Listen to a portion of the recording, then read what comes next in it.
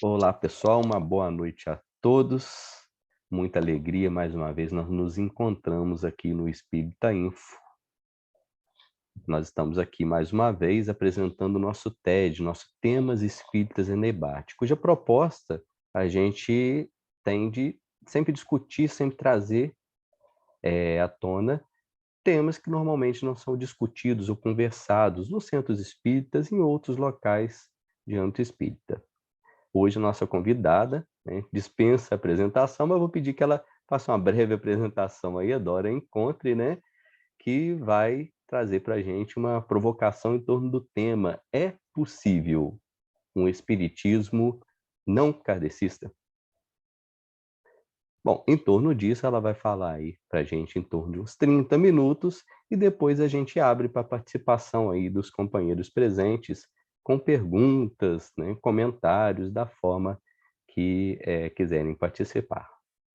Pedir então a nossa companheira Beth para fazer uma prece inicial e a gente já passa a palavra para a Dora.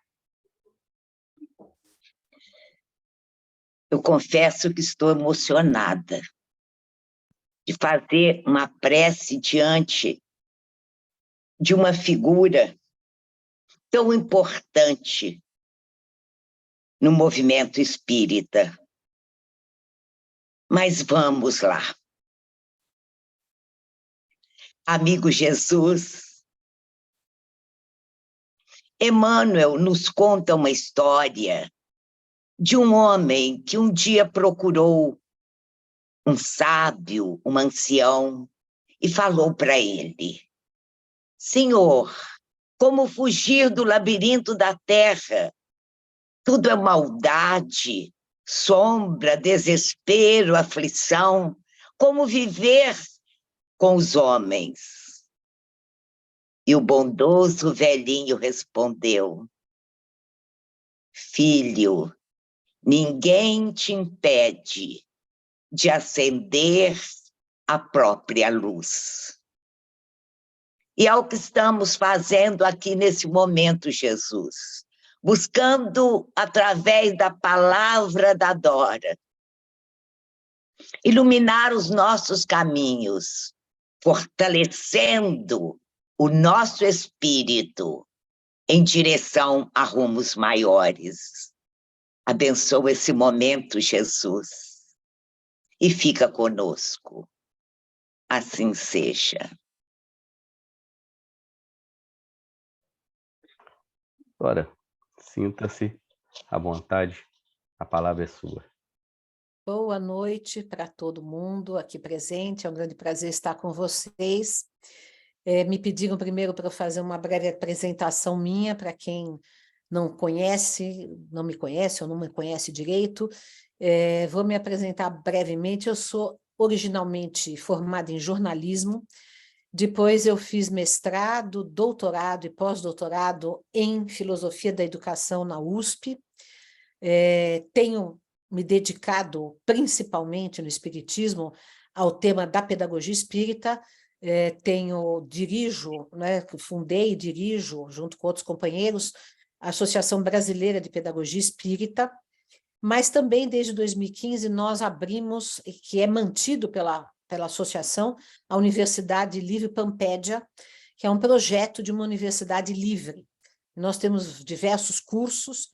Agora, o curso principal que a gente tem já desde 2005, antes da fundação da BPE, antes da fundação da Universidade Livre, é o curso de pós-graduação de Pedagogia Espírita. Esse curso, que tem impactado a vida de muita gente, todo mundo que faz gosta muito, ele se divide no primeiro ano num estudo mais aprofundado, uma releitura do próprio espiritismo, e no segundo ano da questão pedagógica. A minha tese de doutorado na USP foi sobre pedagogia espírita, mas quando eu falo de pedagogia espírita, eu não estou falando apenas de educação de crianças e jovens, estou falando de educação num sentido muito amplo, porque eu entendo o próprio espiritismo como um projeto de educação da humanidade. Então, é uma leitura pedagógica do próprio espiritismo. Também eu fundei e dirijo a editora Comênios, que a gente publica livros sobre filosofia, sobre educação, sobre espiritismo, livros infanto-juvenis, enfim. Então, temos aí um trabalho bastante sacrificial, porque levar essas ideias todas e fazer tudo isso não é fácil, mas, enfim, estamos aí na luta. Bom, o tema que vocês propuseram para mim hoje é um tema de nossas reflexões, e até nós, da Associação Brasileira de Pedagogia Espírita, já escrevemos até uma espécie de manifesto, incluindo essa questão, né, do espiritismo com Kardec, sem Kardec, o espiritismo kardecista, o espiritismo só sem qualificativo. Também usamos, às vezes, a palavra espiritismo progressista, embora achemos que seja um pleonasmo, porque o espiritismo, por si só, ele é progressista, né? E também a palavra, às vezes, é polêmica, mas, enfim, é algo que nos preocupa, essas qualificações. Se vocês me perguntassem, não sei, há 10 anos atrás, se eu considerasse que o espiritismo, poderia haver um espiritismo sem Kardec, eu iria dizer, como um bom fundamentalista kardecista, não, o espiritismo é só com Kardec, porque ele inventou o termo e ponto final. Mas, né, nós mudamos e as pesquisas mudam, né? E a nossa abordagem também muda, felizmente, porque nós vamos aprofundando os temas. Então, já começa que, eu sei que aqui estão presentes algumas pessoas que trabalham no projeto Kardec, de colocar online, né, as cartas, os documentos que estão sendo gradativamente, né, colocados online, para mim, muito gradativamente, eu fico ansiosíssima com a aceleração disso, né? Mas acompanho cada carta que entra, eu vou lá e vejo em francês, e vejo manuscrito, e vejo em português, enfim. Não só cartas, né, às vezes comunicações e documentos, etc. Então, de lá, assim, nos últimos anos, né, é um verdadeiro desafio para qualquer pessoa que lide com o espiritismo, principalmente quando a gente lida como objeto de estudo, de escrita, a gente ficar atualizado com o nível de pesquisa, de diferentes documentos que estão vindo à tona, embora sejam muito menos acelerada essa vinda do que eu gostaria, do que eu tenho ansiedade, mas ela é acelerada o suficiente para a gente ficar tendo que correr atrás de novas informações. Então, uma das informações que hoje é clara é que Kardec não inventou o termo espiritismo, né? Ele já tinha sido inventado, né? E eu vou começar lendo aqui para vocês, para a gente aprofundar a nossa reflexão, um trecho exatamente de um discurso de Kardec que está no projeto Allan Kardec e que eu acessei em 27 de março de 21. Esse trecho eu coloquei no início desse livro que eu organizei em 21, né? Que é Espiritismo, Sociedade e Política, Projetos de Transformação, né? Como é um livro plural, né? Que trata da questão social e política de diversas perspectivas em diálogo com o espiritismo. Então, nós quisemos fazer uma coisa bem plural, aberta, né? Então, tem o social-democrata, tem o marxista, tem o anarquista, que eu me considero anarquista, tem os que analisam a obra do Leon Denis, o Socialismo e o Espiritismo, do Herculano Pires, etc. Então, é absolutamente plural o livro. Então, são várias perspectivas e várias leituras do espiritismo, exatamente, sou anarquista, graças a Deus.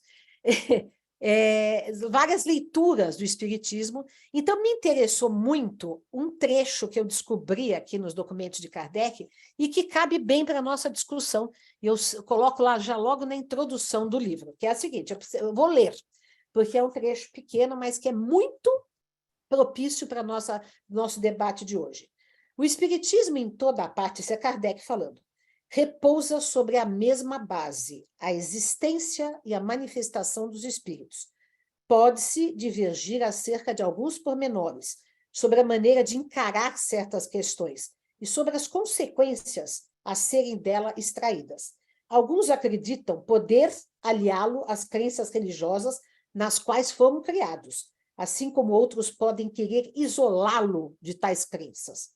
Trata-se de opiniões diferentes, não, porém, de motivo para os que as esposam se queiram mal uns aos outros. Olha só o nível de tolerância, de diálogo que tinha Kardec, que a maioria dos espíritas não tem, né?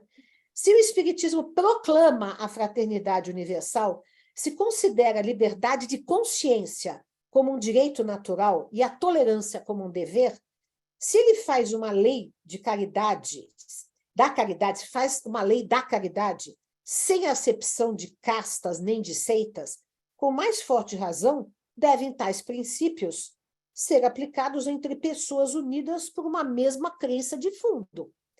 Pode-se não aprovar uma maneira de ver sem lançar pedras contra aqueles que a professam, o que constituiria ato anti-espírita e violação do seu próprio lema. Lastimemos aqueles que as lançam contra nós, mas não as atiremos de volta contra eles.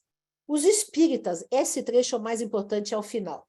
Os espíritas, qualquer que seja o matiz de suas posições, sejam americanos ou europeus, kardecistas, como se diz, ou outros, seja qual for o nome que se lhes dê, devem todos, portanto, se forem coerentes com seus princípios, dar-se as mãos, considerando que marcham na direção do mesmo objetivo, a emancipação moral da humanidade. Eu acho isso de uma beleza e de uma assertividade muito importante para o nosso debate, né? Kardec, primeiro, está usando um termo que durante muitas décadas todo mundo disse que não podia ser usado, espiritismo kardecista. Ele usou o termo, ele usou. E hoje eu falo para qualquer pessoa que me pergunta que eu sou espírita kardecista, né? Segundo, ele reconhece que há outras fontes de espiritismo. E por isso, aliás, que ele adotou o termo espiritismo para caracterizar o espiritismo francês que ele estava trabalhando, porque nós sabemos que o espiritismo nasceu, na verdade, nos Estados Unidos e se chamava e se chama ainda hoje spiritualismo, né? Espiritualismo. E ele, para definir melhor a questão, disse que era mais preciso usar um termo novo, que era o espiritismo, do que ficar no espiritualismo, porque o espiritualismo era muito amplo, muito vasto. Mas até hoje, nos países anglo-saxões, se usa a palavra spiritualismo. E eles aceitam a mediunidade, embora com nuances diferentes das que o espiritismo kardecista aceita, né? E o que houve no Brasil? No Brasil houve, então, um sincretismo e desdobramentos inúmeros, né, do espiritismo, né? Então, por exemplo, eu vou citar o caso que é mais chocante para os espíritas, né, que eu mesma, durante muito tempo, defendia uma certa posição, hoje eu defendo outra, por conta da história e de todas essas palavras de Kardec. Se ele diz a primeira coisa, manifestação dos espíritos, ponto. Ele nem coloca a reencarnação no início, né? Porque os americanos na época nem aceitavam a reencarnação, hoje aceitam bem mais, né? Hoje a reencarnação é bastante difundida, inclusive nos países anglo-saxões, mas na época de Kardec não, né? Então eu queria lembrar, por exemplo, o caso no Brasil da Umbanda, né? A Umbanda é uma dissidência do espiritismo, né? Embora a gente nunca aprenda dessa maneira, mas né? Havia lá na Federação Espírita de Niterói, um médium que participava, começou a receber pretos velhos enfim, né, entidades que estavam mais ligadas às origens afro-brasileiras, né, e ele foi expulso. Ele saiu e fundou a Umbanda. Então, é uma dissidência do espiritismo. E a Umbanda é muito irmã do espiritismo. Então, durante muito tempo, e até hoje, há gente que frequenta centro espírita umbandista, né? Então, os espíritas sempre foram ortodoxos e falaram, Deus me livre, o bandista não é espírita, porque bandista é macumba, porque bandista é dos negros. Olha o racismo espiritual também, né? Então, hoje eu considero que eles têm esse direito de usar também o espírita, né? Desde que qualifique, espírita umbandista, tudo bem. Nós somos espíritas kardecistas, né?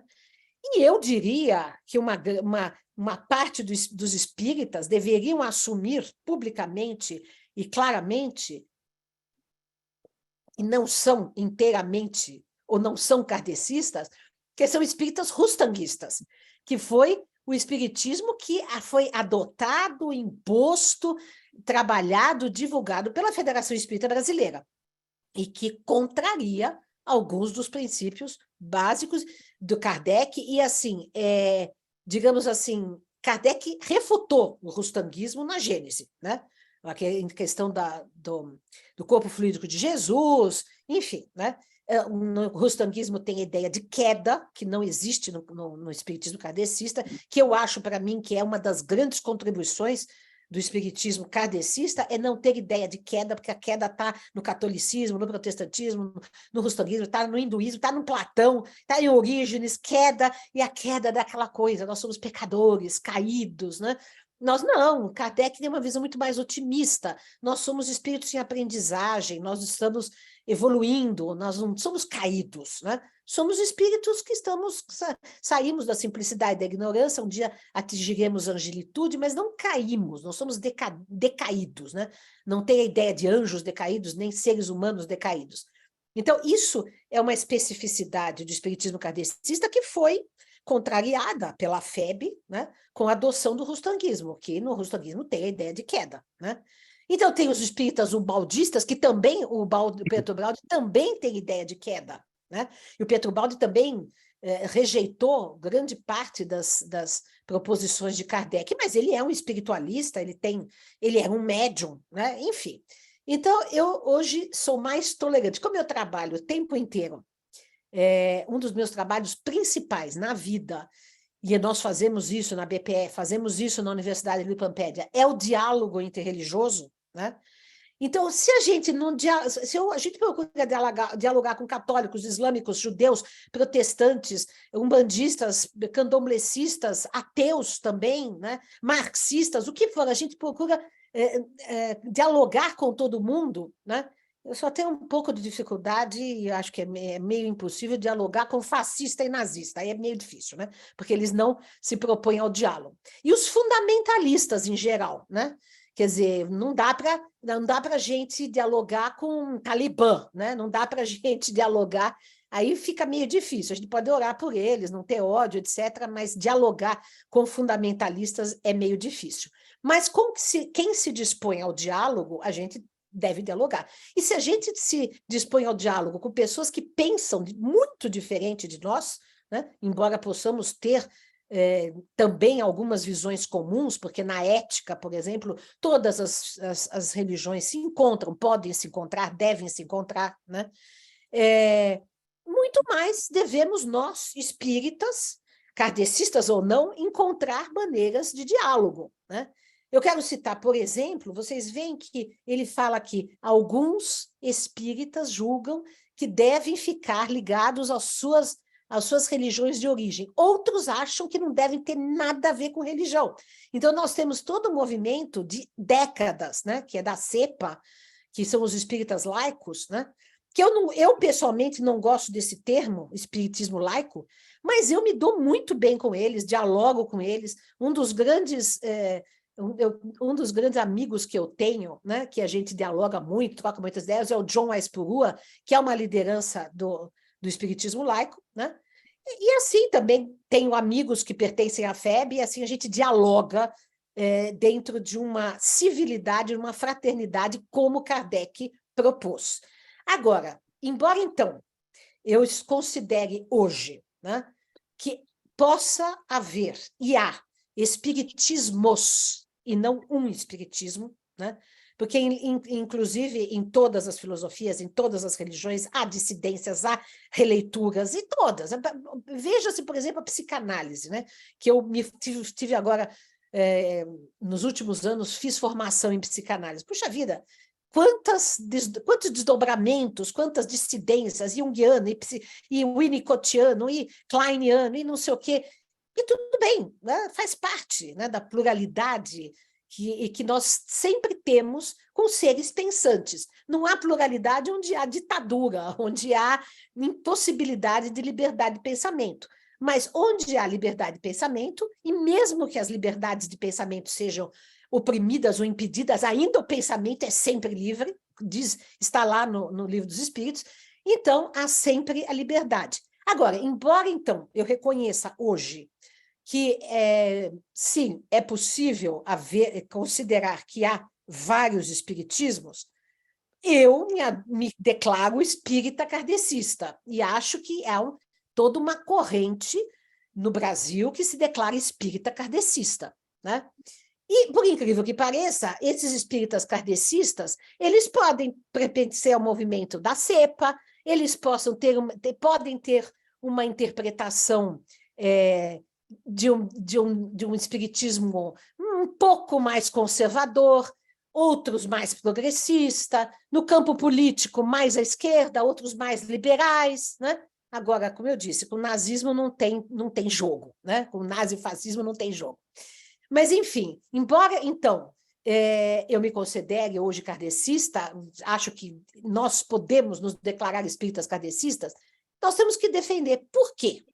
Por que que, então, a minha opção, ou a opção de muita gente que nós estamos aqui discutindo, representando, é a opção de se declarar espírita kardecista, ou seja, seguir esta linha proposta por Kardec, né? E aí, então, vem a nossa, digamos, proposição de como ler Kardec, né? Então, primeiro, o Elias, que me convidou, tem feito um trabalho que está sendo bem paralelo a um trabalho que eu estou escrevendo e estou fazendo também nas minhas lives, O Espírito da Coisa, Kardec para o século XXI.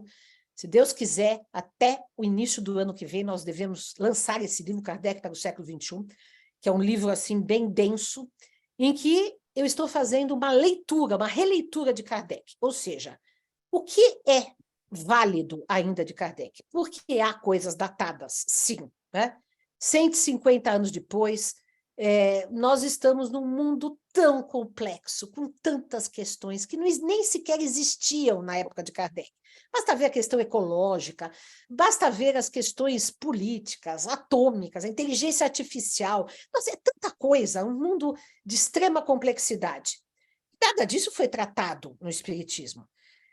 Primeiro ponto. Segundo ponto, algumas coisas que foram tratadas estavam influenciadas por filosofias e por visões que pertenciam ao século XIX. Mas há, sim, um núcleo duro do espiritismo, que eu chamo de núcleo duro, que é atemporal, né? Que ainda está válido e que talvez será sempre válido, né? Que é o caso da existência dos espíritos, da comunicação com os espíritos, da reencarnação, da ideia evolucionista, enfim, né? Da ética, principalmente, da proposição ética. Então, há vários contornos que nós podemos preservar, mas outros nós temos o dever, aliás, como o próprio Kardec recomendou, que nós deveríamos fazer o espiritismo avançar de acordo com o progresso da ciência, né? E quando fala-se de ciência, nós temos que pensar, não é só aquela ciência também dura, positivista, de evidências, né? A medicina. Não, é também as ciências humanas, as psicológicas, as ciências sociais, e tudo isso mudou muito em 150 anos, antropologia, sociologia, etc., né? Então, tudo isso deve ser revisitado, reavaliado. Mas por que ainda assim vale Kardec e ainda assim optamos pela sua contribuição? Bom, eu defendo da seguinte maneira. Primeiro, né?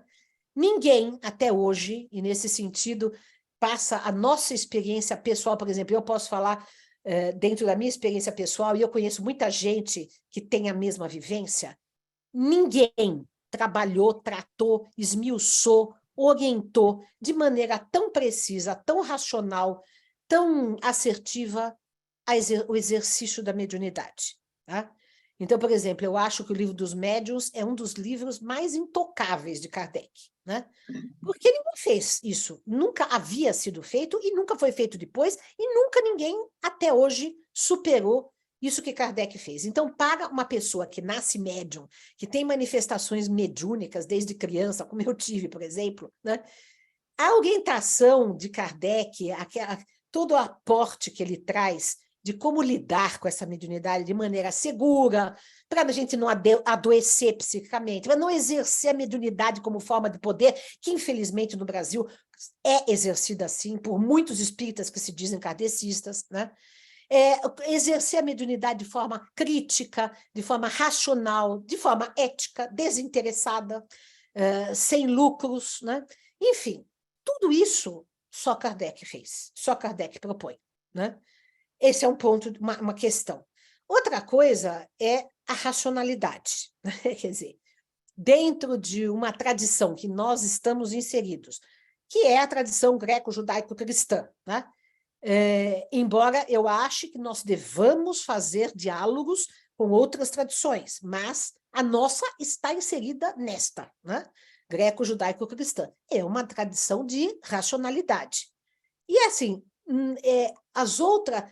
Por exemplo, a escolástica da Idade Média, que foi uma filosofia cristã, foi uma tentativa de se racionalizar a fé também, mas dentro de uma opressão dogmática que Kardec já libertou pelos ideais iluministas, por toda a conquista de libertação das tutelas das igrejas.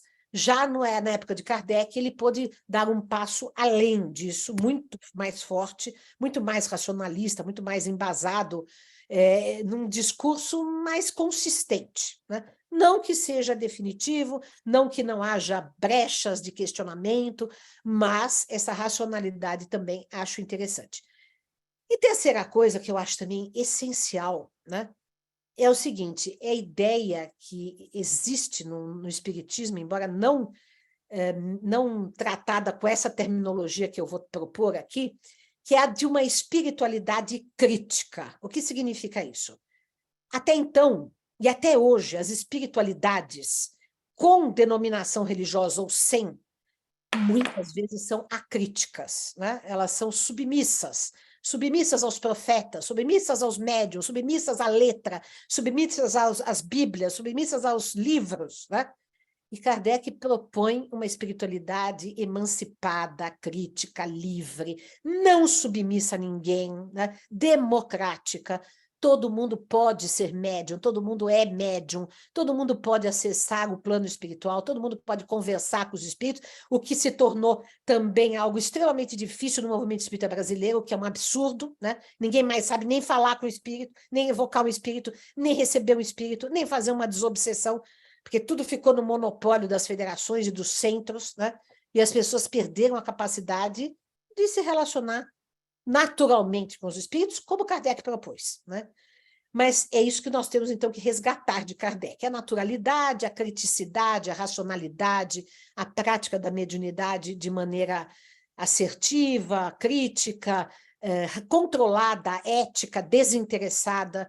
E desinteressada não é só de dinheiro, é desinteressada de poder, porque muita gente não ganha nada, entre aspas, né, como médium do ponto de vista financeiro, como é prática comum, por exemplo, nos países anglo-saxônicos, que todo mundo cobra lá, né? Cura, manifestações, é tudo cobrado, numa boa, lá tudo capitalismo, né? Qualquer coisa para eles faz parte do capitalismo, até mediunidade. Então, embora no Brasil, por essa influência do espiritismo kardecista, não se faça uma cobrança financeira, há estruturas de poder no movimento espírita baseados na mediunidade. Então, os médiuns se tornaram gurus, os médiuns se tornaram inquestionáveis, infalíveis, e não são, né? E essa teria sido, ou é a grande contribuição que Kardec trouxe, para questionar tudo, para analisar tudo, para democratizar a espiritualidade, o acesso ao conhecimento espiritual. Então, basicamente, eu colocaria que essas são as balizas que eu gostaria de colocar para o nosso debate de hoje. Obrigado, Isadora. Vamos abrir, então, para a participação dos nossos companheiros aí, com perguntas, comentários, enfim, da forma que quiserem participar. Primeiro inscrito aqui, nosso companheiro Mourão. Fala, Mourão. Boa noite, pessoal. Dora, que saudade, Oi. Nossa. Tudo bem? Legal. Eu estava vendo a sua Mourão, mas não estava com a câmera aberta. Eu falei, será que é o Mourão que eu conheço? Que bom, que prazer te ver. Quantas conversas boas já tivemos, né? Parabéns, eu não esperava outra coisa da sua apresentação. Brilhante. E acho que, como o TED é um espaço que fica gravado, Eu acho importante a gente deixar registrado essa crítica que você fez, muito, muito clara e até bondosa, eu diria, sobre esse mediunismo empoderado, vamos assim dizer.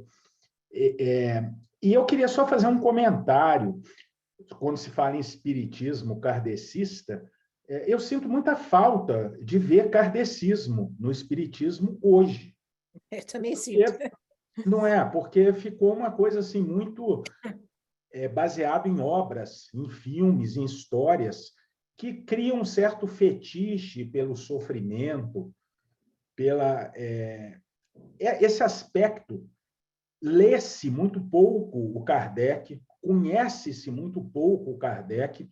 Muitas pessoas que passam a vida no espiritismo, e até pessoas que leem espiritismo, só leem obras mediúnicas como se fossem livros de revelação, como se morto não errasse, como se qualquer opinião que viesse supostamente do lado de lá, ainda que em que pese todas as interferências mediúnicas, fosse algo genuíno, a verdade absoluta. Isso eu acho preocupante, acho que isso está desconstruindo o espiritismo, e o pior, o dito espiritismo kardecista, que, para mim, está faltando Kardec no espiritismo kardecista. Inteiramente. Né? E acho assim, esse um ponto muito, muito sério. Outra questão que você colocou, eu queria só pontuar, que eu concordo integralmente, é com essa falta de comunicar, um espiritismo que não comunica mais com o espírito. E aí ele perdeu, inclusive, na minha visão, o aspecto de consolador, de ajuda. Porque quando a gente procura, primeiro que se explica tudo por uma suposta obsessão. Ok, então quem vai resolver a obsessão? Não pode mais, porque não existem mais reuniões de desobsessão, não existe mais contato com os espíritos, ou seja, nem tudo se consegue resolver com passe e água fluida. Eu sou do Aliás, tempo... quase nada. Concordo plenamente. Quase nada. E aí fica aquela questão muito pragmática. A pergunta não é nem por que o espiritismo, mas para que o espiritismo? Eu mesmo fico me perguntando se o espiritismo é uma verdade, isso é uma pergunta, mas a outra pergunta é, em sendo verdade, ele é útil? Eu posso pedir socorro a ele nos momentos em que eu estiver em queda? Aspas.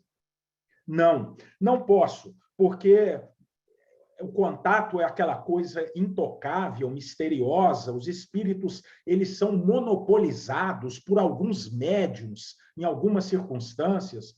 Enfim, eu estou chovendo molhado de tudo que você falou, mas só para te rever, que eu pedi essa intervenção, e para deixar registrada a minha concordância e a minha esperança de que isso mude. Sim. O espiritismo não Estamos trabalhando por isso, temos que trabalhar por isso. Agora, veja, uma das coisas que me pega na veia é o seguinte, é que tanta gente que tem essa consciência, que tem a inteligência, a capacidade, a criticidade para fazer uma leitura dessa que nós estamos fazendo aqui, e abandonam o barco. Né? Abandonam o barco porque o espiritismo ainda é mal visto na sociedade. Né?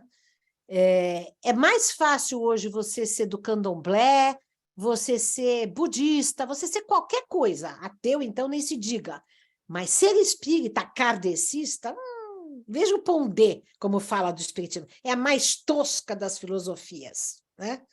Então, quando fazem-se diálogos interreligiosos, os espíritas não são chamados, e assim vai, né? Então, as pessoas, para ascenderem socialmente, ascenderem academicamente, ou profissionalmente, enfim, de todas as formas possíveis, abandonam o barco, desertam, claramente desertam do espiritismo. Né? Sou espiritualista, não sei o quê, eu fui espírita. Quer dizer, isso para mim é uma coisa que me pega.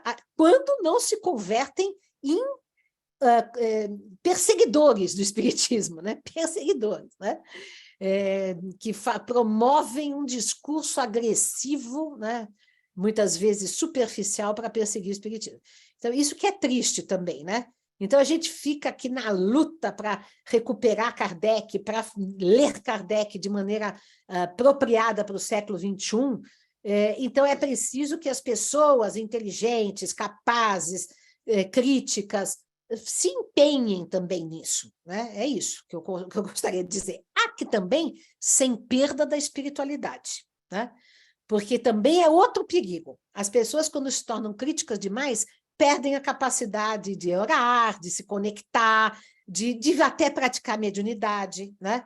Então, nós temos aí vários movimentos agora atuais, né, com os quais eu me relaciono, né, que são coletivos mais politizados, que tratam da questão social, etc., e muitos que acabam perdendo a capacidade de se conectar espiritualmente, porque também tem isso, né? Quer dizer, a gente tem que ser crítico, tem que ser racional, mas não pode perder a ligação com os espíritos, com Deus, com nós mesmos, com a espiritualidade, enfim, né? Então, é isso. Pois não, vocês estão coordenando aí, não sou eu que vou chamar, né? Você, Cristian, que vai dar a palavra para as Sou eu pessoas. mesmo, Dora, obrigado. Você acabou dando um spoiler do nosso próximo TED, mas no finalzinho eu dou o aviso aí, desses espíritas que abandonam, né? Passar a palavra para o Eli, então. Vai lá, Eli. Doutora, obrigado pela exposição. A questão que a gente ouve muito, né, principalmente quem tem mais tempo no movimento espírita, com relação a essa expressão, é a seguinte: o espiritismo não deveria ser chamado de espiritismo kardecista, porque isso implicaria dizer que a filosofia proposta é de Kardec e não dos espíritos. Como a filosofia veio dos espíritos, e Kardec afirma isso em vários lugares, não seria correto dizer que é uma doutrina apoiada no Kardec ou que é uma doutrina kardecista, né? Esse argumento está em quase todos os livros que tratam, né, desse tema. Como que a gente pode conversar sobre isso, né? Porque você insistiu na questão de um espiritismo kardecista. Isso não leva a algumas pessoas, principalmente as que não conhecem espiritismo propriamente dito, né, a pensar que efetivamente o que está na obra de Kardec é do Kardec e não dos espíritos, vamos dizer assim, ou pelo menos Olha, muito boa boa a sua parte pergunta. dos espíritos. Como que Muito você vê pertinente. esse argumento?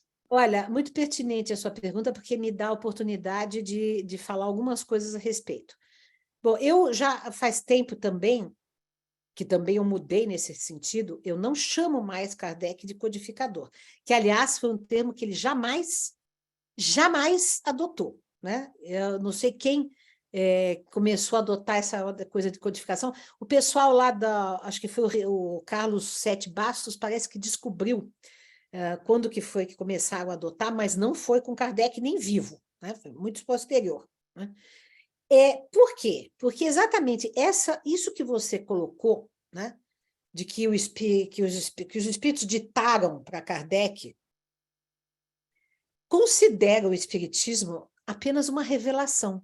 E isso que torna o espiritismo visto de maneira dogmática e fundamentalista, né? E eu acho, e não sou só eu que acho, o próprio Kardec que diz, né, embora ele fala, não, os espíritos falaram, tal, mas ele fala, os espíritos nunca foram reveladores predestinados, está na Gênese, caracteres da revelação espírita, né? Nunca foram reveladores predestinados. Ao contrário, nós colaboramos, fomos colaboradores. Ou seja, o espiritismo, e é isso também que é difícil de entender, porque é uma coisa inédita na história da humanidade, é algo escrito por seres humanos e espíritos, porque espíritos são seres humanos encarnados e seres humanos são espíritos encarnados, ponto. Então, tem uma presença autoral forte de Kardec, né? É forte, porque ele traz uma bagagem, e a própria seleção das perguntas, a própria organização, a própria reelaboração de tudo, dos temas, é de Kardec, não é dos espíritos, né? Então, por exemplo, vejam, eu sou jornalista. Sou jornalista. Quando a gente sabe que, por exemplo, um jornal pretensamente neutro, não existe jornal pretensamente neutro, né? Então, se eu vou fazer uma entrevista com uma pessoa, eu, como jornalista, eu posso conduzir a entrevista de inúmeras maneiras, né? E depois eu posso transcrever essa entrevista de inúmeras maneiras. Eu posso citar 3 palavras que ela falou, 2 que ela não falou, mas que o entrevistado considerava importante. Enfim, no final, é a visão que o jornalista teve a respeito daquele assunto, né? Foi uma interação com o entrevistado. Veja, se no campo jornalístico, assim, imagine Kardec, que estava se relacionando com vários espíritos que passavam, cujas mensagens também passavam pelo filtro dos médiuns, que também ali tinha um filtro cultural da época. Eram médiuns que estavam também, digamos, inseridos na cultura da época. Kardec também estava inserido na cultura da época. E os próprios espíritos estavam inseridos na cultura da época. Veja-se, por exemplo, o Evangelho segundo o Espiritismo é um exemplo clássico, né? Todos, eu diria 95% dos espíritos que se comunicam ali são de padres, né? Lamennais, Lacordaire, Fenelon, Bispo de Algés, Santo Agostinho, São Luís, todos da Igreja Católica. Então, como que ali... E com médiuns que eram católicos, franceses, né? Como que ali não vai ter uma influência do catolicismo? Vai ter, né? E nem podia ser de outro modo, né? Não podia vir um espírito budista ou hinduísta falar, porque ninguém ia nem conseguir conversar, né? Mas o que eu quero dizer com tudo isso é que, sim, podemos dizer que o espiritismo é kardecista porque tem um dedo grande de Kardec no espiritismo. E o próprio método de dialogar com os espíritos é do Kardec, que é o principal, né? Porque como se constitui o conhecimento espírita, como ele propôs de se constituir o conhecimento espírita, que depois dele ficou totalmente relegado essa maneira de se constituir o conhecimento espírita, que é através do diálogo com os espíritos, o diálogo crítico, o diálogo que você testa com vários médios, vários espíritos, é uma maneira que Kardec inventou, não foram os espíritos, foi ele. Né? O método é kardecista, e que é a principal contribuição dele. Né? Então, eu acho que sim, o espiritismo é kardecista. Né? E a gente tem que assumir essa parte grande de autoria do próprio Kardec. Basta ver que a gente analisa o Livro dos Espíritos, a primeira edição, a segunda edição, mudou-se um monte de coisa. Aquilo que era resposta virou comentário de Kardec, aquilo que era comentário de Kardec virou resposta para os espíritos. Então, há uma ilusão de que o Livro dos Espíritos perguntou Kardec, os espíritos responderam, perguntou Kardec, os espíritos responderam. Não. Ele colocou em forma de diálogo toda uma pesquisa que ele fez, né? E que ele foi articulando, costurando, colocando, comentando, enfim, é isso. Não sei se eu atendi ao seu questionamento aí. Ricardo. Ok.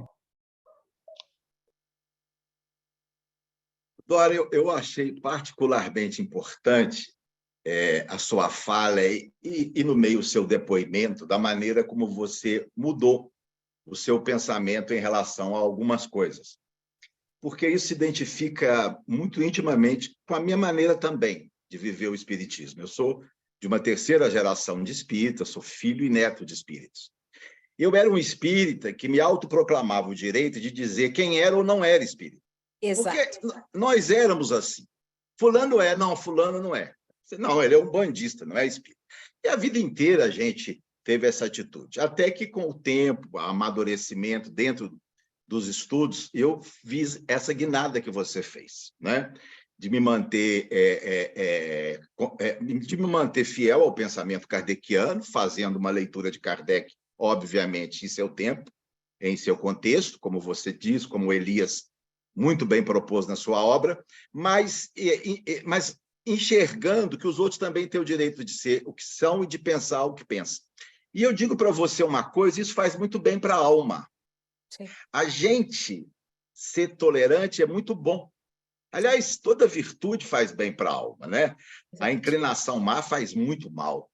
Então, a gente conseguir ver essas pessoas com um espírito de tolerância, aliás, não vou nem falar tolerância, porque essa palavra é complicada, né? A gente acha que é caridoso, né? A gente acha que é caridoso quando é tolerante. Talvez respeito é melhor, respectos, ver com outros olhos, ver de uma forma diferente, né?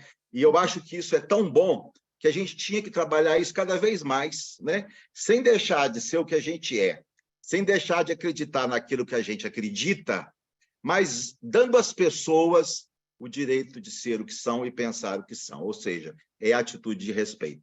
Então, eu acho muito bonito o seu depoimento, eu gostaria de dar o meu depoimento, acho que é um exercício que a gente tem que fazer, e agora, particularmente, dentro dos espíritos kardecistas, porque a gente tem visto coisas que nos fazem mal, que nos incomodam profundamente, entre espíritas kardecistas, e a gente tem que aprender a tolerá-los também, porque não tem outro jeito, não é? A convivência, o espírito de respeito, ele não tem como ser diferente, né? Então, eu queria te dizer isso e gostei demais da sua fala, do seu depoimento, que se identifica muito também com a minha trajetória no movimento espírita. Eu acho que esse movimento é abandonar os resquícios inquisitoriais que todos trazemos, né? Porque isso é uma forma de dogmatismo, né? de autoritarismo, na verdade, né? Porque vocês veem, nesse sentido, eu acho que Kardec ele era bastante dessa maneira, ele não era ditatorial, ele não era impositivo, né? Ele tinha uma personalidade aberta, né? Não era dogmático, né? Então, esse trecho mesmo que eu li aqui, né? Ele aceitava tudo, né? De como as pessoas se... E assim, eu fui criada muito em contato com um grande mestre, né?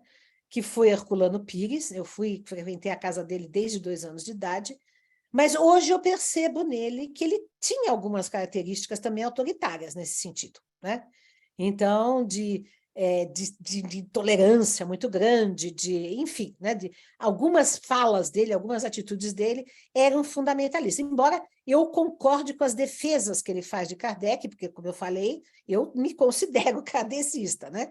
E muitas das críticas que ele faz ao movimento espírita eu faço também, o movimento igrejeiro, sincrético, enfim, tudo isso, né? Mas, às vezes, ele pesava, né? Ele não... Porque estava ainda naquele momento também, né? Que também nós fizemos parte. Enfim, é isso. Fala, João. Boa noite, meu povo. Boa noite. Amiga do Hora Encontro, parabéns. A gente aguardava muito a sua presença ilustre entre a gente. Eu acho que todo mundo aqui lhe conhece, lhe acompanha, lhe admira. A sua obra, amiga Dori, aquele livro Educação segundo o Espiritismo, aquilo é uma relíquia. Aquilo devia ser adotado pelos cursos de pedagogia, não só espírita, também. A mensagem dos espíritos ao final, aquilo é muito bonito. Eu acho que se Kardec é o grande educador, hoje a senhora é a grande representante da educação espírita no mundo, né? Eu desconheço outra obra que aborde, outro trabalho que aborde a pedagogia espírita como a senhora tem feito com tanta qualidade, inspirada, que continue, viu? É a oportunidade única que a gente tem aqui. Eu desejo muita saúde, vida longa, sabedoria, parabéns. O movimento espírita lhe deve muita gratidão. E eu queria colocar que eu acho que a gente não precisa transformar tudo em espiritismo para conviver numa boa com as diferenças religiosas. A Umbanda, eu não vejo problema nenhum com a Umbanda. Eu não vejo problema nenhum. Talvez seja a religião única brasileira, autêntica, que nasce aqui. Catolicismo é Roma, espiritismo é a França, budismo é a Índia, cristianismo é judeu. Então, o Umbanda é a autêntica religião, doutrina brasileira. Ela traz essa mestiçagem, né, do negro, caboclo, índio, nas manifestações mediúnicas, nos trabalhos no método. Tem uma coisa que diferencia, e é a diferença independente de hierarquia, que diferencia do espiritismo. Kardec coloca isso quando ele vai lá definir a religião espírita. Ele vai dizer: a religião espírita é diferente de todas as outras, porque, por exemplo, não tem hierarquia. Na Umbanda tem. Não tem função e casta sacerdotal. Na Umbanda tem. Não tem rituais. Na Umbanda tem. Então, aquilo que o Kardec diferencia a religião espírita das outras religiões, a Umbanda tem. Então, nisso, diferenciar o método de ser um espírita religioso, né? Já tem essa diferença. E assim, eu não acho que a gente precise chamar a Umbanda de espiritismo para lidar bem, respeitar, aprender e até frequentar e ser ubandista, enfim. Eu só acho que seria coisa diferente por esse método, incenso, defumação, tem uma prática que eu acredito, é a opinião minha, o Kardec não concordaria com essa visão, né? Talvez muito eurocêntrico, né? Achando que era cultura primitiva, né? Pode ser isso, né? Isso. O Pode ser capítulo que eu isso. acabei de escrever, que é o quase, estou chegando no final do Kardec, é o século XXI, o capítulo chama Espiritismo pode dialogar com o pensamento decolonial? E aí, ó, também a gente fala sobre isso, né? A Umbanda fez uma brasileirada do espiritismo, né? Que é a riqueza da doutrina. Isso não diminui a riqueza, a diversidade cultural do nosso país. A França, do Père Lachaise, no Paris é muito diferente do Brasil latino-americano, né? Então, se a brasileira se latiniza esse movimento mediúnico espiritualista, né? A minha pergunta é o seguinte: dado essas diferenças, o Rustag, que eu também acho que o Kardec contesta ele de forma muito própria, o Rustag não estaria mais próximo de ser espírita do que a Umbanda? Essa é a pergunta. Eu prefiro Parabéns, deu Umbanda uma do que o aula. Rustang. Eu, pessoalmente, por gosto pessoal, prefiro a Umbanda do que o Rustang, né? Acontece o seguinte, na minha percepção, há várias nuances nisso tudo que você disse. Primeiro que a Umbanda não é uma coisa fixa, né? Há infinitas formas de ser umbandista. Algumas umbandas são mais próximas do candomblé, outras são mais próximas de Kardec, até estudam Kardec, né? Então, algumas são mais ritualísticas, outras vão mais para o indígena, outras vão mais para o orientalismo. Então, a Umbanda, como não tem um corpo doutrinário, né? Não tem livros que são básicos da Umbanda, como tem o Livro dos Espíritos, ou a Bíblia, ou qualquer coisa, então, ela é muito multifacetada. Então, é difícil fazer uma análise pontual sobre a Umbanda, certo? Agora, a questão das hierarquias, meu Deus, no movimento espírita brasileiro criaram-se várias, que se diz kardecista, criaram-se várias hierarquias, tá? Agora, por que eu considero o rustanguismo pior que a Umbanda? Porque o rustanguismo é uma mistificação, é uma infiltração, né, de espíritos pseudo-sábios para, digamos assim, minar o espiritismo. Tanto que minou, né? Minou no Brasil, tomou conta da FEB e criou todo esse religiosismo, piegas, acrítico, enfim, né?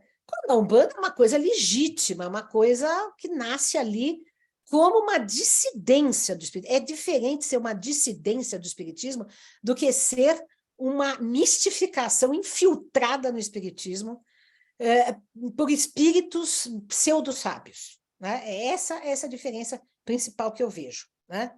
E assim, e por que eu reconheço o direito hoje, não reconhecia antigamente também, de os umbandistas se dizerem espíritas? Porque eles foram expulsos do espiritismo, né? E sofrem de um racismo cultural dos espíritas kardecistas, né? Porque consideram que preto velho, não sei o quê, indígena, índio, tal, que está dentro desse pensamento colonialista europeu, tá? Então, nesse sentido, por exemplo, vejam só, o herculano, que era às vezes tão intolerante em algumas questões, na casa dele comunicavam-se pretos velhos. Eu presenciava o tempo inteiro, né? Tinha a irmã Ditinha, que era recebido pela nora dele e que falava com as crianças, a gente conversava com ela, enfim, sabe? Então, sabe, eu acho que é por aí. O Herculano nunca foi um bandista, mas ele acolhia, né, a identidade dos pretos velhos, né? Que os 99% dos espíritas kardecistas não acolhem, não aceitam, né? Então, eu acho que é por aí que a gente tem que pensar. Mourão.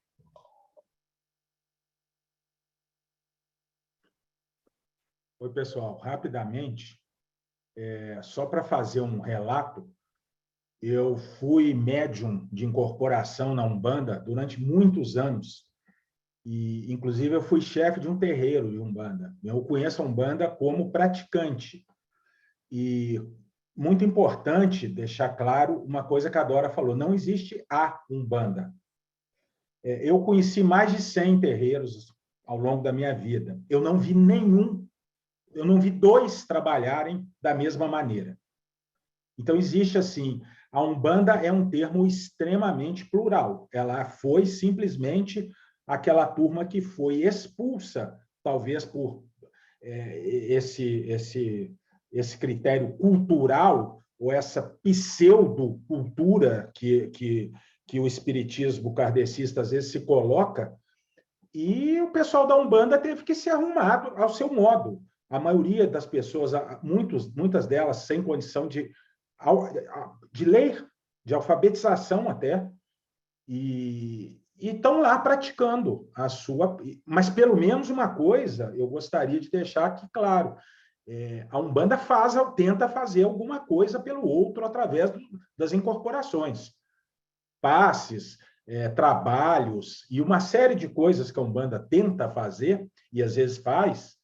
E eu já vi muitos casos, como médium umbandista, de pessoas que foram encaminhadas para o terreiro por centros kardecistas, por dizerem: olha, nós precisamos agora de um socorro da Umbanda para ajudar a fulana a parar de fumar, parar de beber. Eu falo: agora a Umbanda ficou legal, então?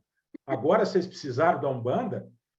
Interessante. Então, assim, só deixando pontuado, isso que o Ricardo falou sobre respeito também, e que todo mundo aqui está dizendo, nós temos que respeitar muito a Umbanda, e a Umbanda não é uma forma menor de espiritismo, de forma nenhuma. Ela é diferente dentro das condições que lhe são permitidas, e acho que a Umbanda precisa ser mencionada ou criticada, não é o caso aqui, mas como a gente ouve muito no movimento espírita, por pessoas que conhecem, porque eu conheço muita gente que fala da Umbanda e nunca colocou os pés num terreiro de Umbanda.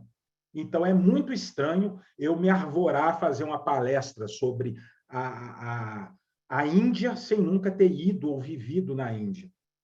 Então, é só um comentário assim, que eu acho pertinente. Não existe a Umbanda, existem as Umbandas, e cada uma trabalhando a seu modo, pelo fato de não haverem obras escritas como corpos doutrinários. Era isso. Um abraço aí a todos. Desculpe ter falado de novo. É isso, Borão, sem problema, pode se inscrever. Ué. São bons comentários, né? Só fazer um comentário antes de passar para o nosso amigo Elias, né? É que eu estava estudando um tempo atrás, estava lendo um livro do Bart Ehrman, e ele fez um comentário, na verdade, relacionado ao cristianismo, mas eu não pude deixar de pensar que parte do espiritismo parece atender a isso que ele colocou, né? Que ele dizia lá nesse livro que, aí no caso, o cristianismo, vamos pensar em parte do espiritismo, se tornou uma religião exclusivista, né? Aí o que ele dizia? Que uma pessoa não podia decidir ser seguidora de... Aí estou adaptando aqui, tomando liberdade de adaptar, de algum tipo de espiritismo com o qual ele se identifique, e ainda ser muçulmana, ser hindu. Ela teria que adotar aquela proposta de espiritismo que alguns professam, que alguns acreditam que nós devemos seguir. Né, falo isso, na minha visão, que é pior, em nome de Kardec. Né? Eles adotam pela própria visão, a própria opinião, mas tratando isso em nome de Kardec. Né? Elias, a palavra é tua, meu amigo. Boa noite a todos. A comunhão de pensamentos, né, aqui é muito legal. A gente fala parece que vai acabar chovendo no molhado, mas cada um tem as suas experiências, e uma das minhas experiências é que eu comia os livros do Herculano Pires, né? No almoço e no jantar. E eu me deparei, às vezes, com questões na leitura que envolve essa questão do espiritismo ser aquele, né? O pessoal brinca, e eu vou usar esse jargão, espiritismo de raiz, né? Seria uma redundância chamar espiritismo de kardecista, porque não existe... E aí a gente vai mudando, né? Vai encontrando outras cabeças e vai pensando. E eu tenho um exemplo doméstico. Eu tive um embate com meu filho mais velho, né, sobre a questão da Umbanda. E aí, alimentado pelos livros de Herculano e tudo, e ele me fez, né, várias questões, isso uns 5 anos atrás, né? A minha esposa está do meu lado aqui, ela não me deixa mentir, embora ela não apareça, né, aqui, mas...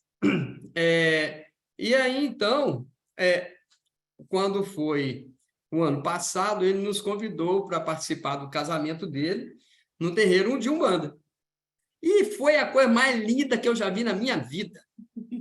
Foi a coisa mais linda que eu já vi na minha vida. Nunca vi uma cerimônia religiosa, né? Ainda mais um casamento naquele nível. Foi muito bonito mesmo. E fora essa experiência, né, toda pessoal, no centro espírita que eu participei junto com a minha esposa, durante algum tempo, uma das coisas, ele até outro dia estava brincando, uma das coisas que eu mais assustei foi quando eu cheguei a primeira vez lá para ser tratado, que eu busquei o tratamento espiritual, todo mundo lá no centro espírita vestido de branco, dos pés à cabeça. Aí eu falei assim, tem um trem esquisito aqui. Mas eu estava lá precisando, né? Igual o Mourão falou, né? Fui atrás, né, da situação. E aí, então, acabamos que, depois de passar o tratamento, começamos a trabalhar lá. E fizemos amizade, as amizades duraram até hoje, mesmo a gente já não tem mais a frequência lá, hoje nós frequentamos o ID.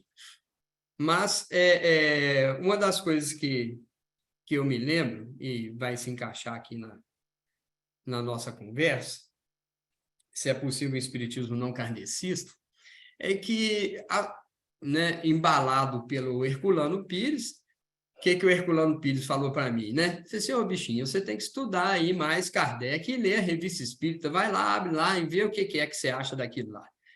Aí foi lá, né? O Gaiato lá comprou 2 edições da Revista Espírita, aquele trem grande, começou a ler.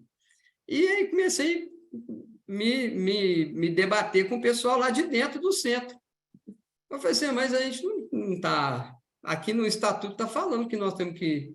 né, somos kardecistas, mas não tem nada de Kardec aqui. Né? Novamente, fazendo eco ao que o Mourão falou. Eu gostaria de ver mais Kardec dentro do centro espírita. Né?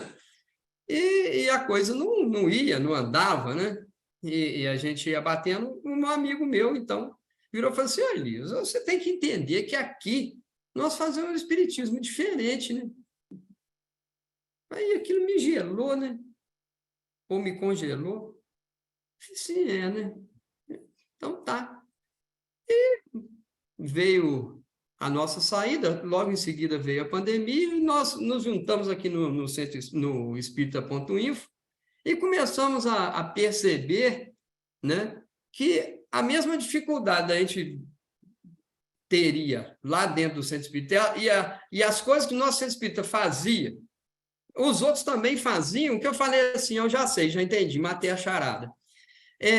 Na verdade, os centros espíritas do movimento espírita, eles são a franquia da FEB. Muito... É uma franquia, né? A franquia, não é a franquia, não é assim, eu não entendo muito bem de franquia, não, mas é mais ou menos assim, né? Você compra ali, tem que fazer igualirinho, né? Os outros fazem, né? Então, tem o McDonald's, você tem que fazer um hambúrguer igualzinho. Então, você come o mesmo hambúrguer que você come aqui em Juiz de Fora, você vai comer lá em São Paulo, né? Sem saber. O mais impressionante é isso, porque o centro espírita não era afiliado à FEB. Nunca foi, né? E aí, eu comecei a ver que era tudo uma mesma coisinha. Eu falei, gente do céu, nós fazemos um trem muito diferente.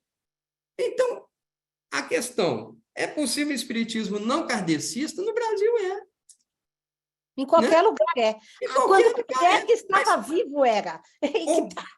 O movimento institucionalizado aqui, o movimento espírita institucionalizado, ele é sem Kardec, ele nunca conheceu Kardec. Kardec, como diz Herculano Pires, é um grande desconhecido. Exato. Né? É o grande desconhecido. Ele tem no livro dele, que eu citei, embora não lembre agora o nome, no capítulo final ele diz assim, como acabar com o espiritismo, como destruir o espiritismo, alguma coisa assim. E ele vem falando, aí ele faz a crítica ao movimento espírita. Mas então, hoje, a grande questão é, será que a gente tem espaço, né? A minha pergunta, tem espaço entre nós para fazermos um espiritismo kardecista? Será que a gente consegue resgatar Kardec, trazer Kardec, colocar ele dentro do movimento, trazer isso para as pessoas? Porque, sinceramente, eles vão conhecer uma outra coisa, né? Do que a gente já viu até agora. Então, eu gostaria de fazer um comentário aí para dizer o seguinte, que para isso só tem uma saída, né? E essa saída que nós estamos tentando, né? É aprofundar o conhecimento espírita com mais consistência, né? Não é através de meia dúzia de palestras, nem de livro. Então, a proposta, por exemplo, da Universidade Livre Pampédia, né, que é mantida pela BPE, é fazer uma universidade espírita, plural. Por exemplo, todos os professores que dão aula lá, todos têm mestrado, doutorado, pós-doutorado, com temas espíritas, com pesquisas espíritas, né? Por exemplo, Humberto Schubert Coelho, que é de Juiz de Fora, é professor nosso, a Célia Ribas é professora nossa, o Alexandra também muitas vezes deu aula para nós. Quer dizer, então, e outros que fizeram sobre a Samantha Lodge, que fez sobre a Nara Franco, Alessandro que fez sobre Eurípides. Então, vejam, e nós achamos que essa era a ideia do Herculano, né? Que tem que ter faculdade de espiritismo, tem que ter pós-graduação de espiritismo. Isso não é elitizar, isso é aprofundar, isso é tornar a coisa consistente com o espírito científico. Quando a gente fala espírito científico, não é só pesquisar mediunidade, se tem evidências da mediunidade. Tudo bem, isso é importante, mas não é só isso. É uma sociologia espírita, uma psicologia espírita, uma pedagogia espírita. Temos que, isso sem tornar a coisa confessional, impositiva, dogmática, mas promover diálogos, né? E aí sim que nós temos a oportunidade de resgatar Kardec com mais consistência. Senão, se ficar nessa coisa, palestrinha, livezinha, não vai, né? Tem que ter um aprofundamento da questão, né? Então, é por aí que eu acho, né? Vou voltar para ele, então. Mourão fez um comentário ali no chat, ali, mas vou deixar ele reproduzir essa pergunta aí, se ele quiser. Não sei se cabe a resposta sobre a febre, né, ô Mourão? O que você acha? Eu só queria saber porque a obra psicografada pelo Chico, ela produziu e produz milhões de reais que foram cedidos, segundo se diz, à FEB. O Chico nunca, parece pela própria vida humilde dele, ele nunca auriu benefícios financeiros da obra que ele psicografou. Eu queria saber onde está o dinheiro da FEB, porque é uma dúvida, sim, é muito dinheiro, muito, com certeza. Eu sou um singelo autor de livro de uma editora grande e eu tenho mais ou menos noção de quanto que a FEB arrecada. Eu queria saber o que a FEB... desconhecimento mesmo, não estou colocando isso no mau sentido.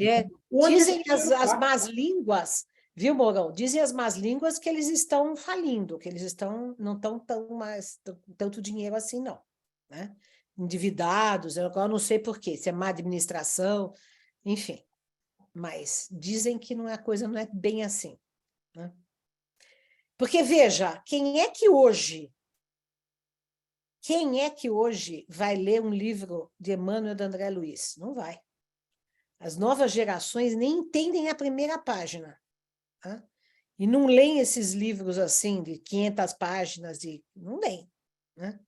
Então, eu acho que isso daí já não é mais fonte de tanta entrada da FEB, né? Eu acho, pelo menos, não sei. Foi o que eu ouvi dizer, mas eu não tenho comprovações disso. Eli, vai lá, meu amigo. Eduardo, como você falou que está tratando, né, e já dá para a gente aguardar ansiosamente o livro, sobre essa questão do espiritismo no século XXI. A questão é assim, ao mesmo tempo, isso é também na conversa com Elias, de vez em quando a gente volta nisso, ao mesmo tempo em que é necessário contextualizar Kardec para o século XXI, por causa de todas essas mudanças, é necessário um certo cuidado para a gente não se desviar de Kardec, vamos dizer assim, né? Que tipo de critério ou que linha de pensamento a gente poderia manter para, ao mesmo tempo, atualizar algumas questões que são colocadas nos livros de Kardec, sem ferir, que você comentou sobre o núcleo duro, mas esse núcleo duro, várias pessoas falam dele, mas não tem isso escrito assim, em lugar nenhum. A doutrina, o núcleo duro da doutrina espírita, isso aqui não pode mexer, né? Que tipo de critério, ou linha de pensamento, ou marco, você está usando, ou imagina que possa ser usado, para, ao mesmo tempo, manter essa coerência doutrinária e fazer essa atualização para o século XXI?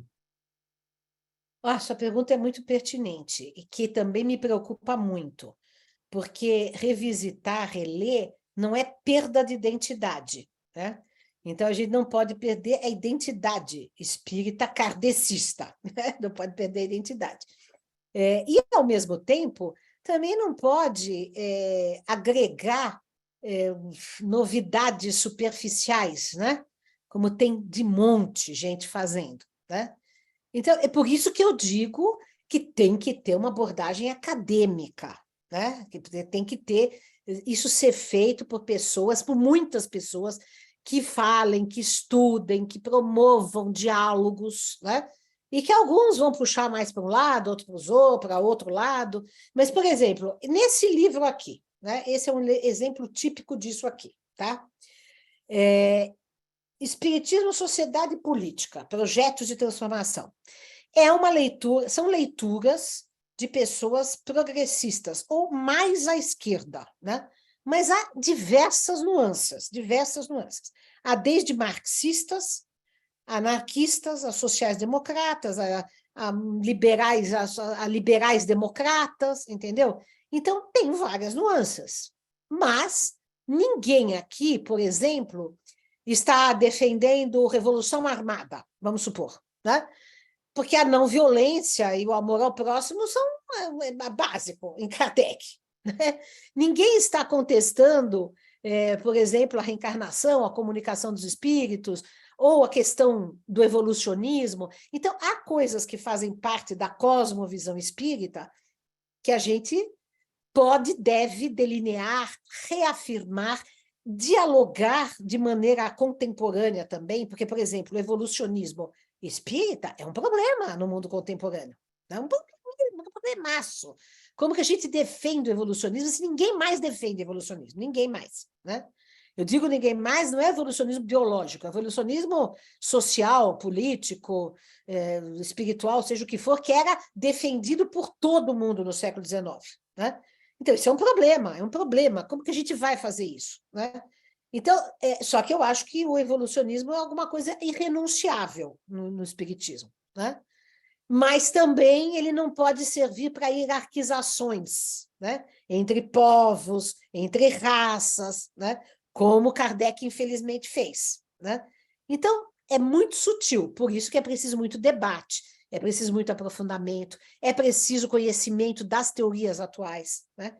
Mas eu acho que também é preciso uma identificação emocional com o espiritismo.